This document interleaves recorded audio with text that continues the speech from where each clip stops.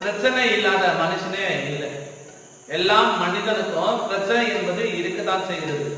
ஆனால் அந்த பிரச்சனை வருகிற பொழுது நாம் அந்த பிரச்சனையின் காரணமாக நாம் தோன்று போய்விடுவோம். அதை எதிர்த்து நிற்பதற்காகவோ அல்லது அதை போராடுறதுக்காகவோ நாமோ முயற்சி கூட இருப்பதில்லை. ஒரு பிரச்சனை வந்த உடனே நாம் என்ன செய்யணும்? தோண்டு போய்விடுகிறோம். நான் தவறு செய்யல, நான் கடவுளுக்கு உண்மையாக இருக்கிறேன், கடவுள் என்னை இந்த பழியிலிருந்து என்னை மீட்டெடுப்பார், இந்த பிரச்சனையிலிருந்து விடுதலை கொடுப்பார் என்று தைரியத்தோடு இருந்தான்.